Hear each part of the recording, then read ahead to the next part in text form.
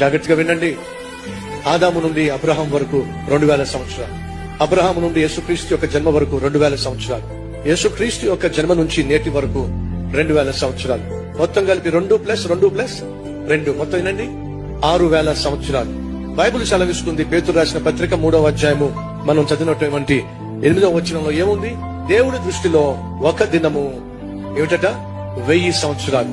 ఇప్పుడు 6000 సంవత్సరాలు is equal to దేవుడికి దృష్టిలో ఎన్ని దినాలు చెప్పండి? 6 దినాలు. 6 దినాలు ముగిసిపోయినాయి అనుకోండి, దేవుడు 7వ రోజున పని చేశాడా? పని చేయాల. 7వ రోజు ఏమిటట? విశ్రాంతి. అనగా ఎన్ని సంవత్సరాలు గడిచిపోయినాయి? 6000 సంవత్సరాలు, అనగా 6 దినములు గడిచిపోయినాయి. అండ్ అర్థం తెలుసా? 6 రోజులు గడిచిపోయినాయి. టైం ఎంత అయిందో తెలుసా మీకు? 11 గంటల 59 నిమిషాల 59వ సెకండ్ మీద సెకండ్ ముళ్ళుంది. ఇంకొక సెకండ్ అయిందనుకోండి 7వ దినం వచ్చేస్తుంది.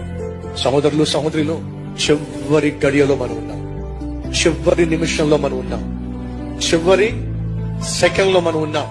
ఏ క్షణమైనా యేసుక్రీస్తు వచ్చేస్తాడు. కాబట్టి మనం సిద్ధంగా ఉండాలి. ఈ వాస్తవాన్ని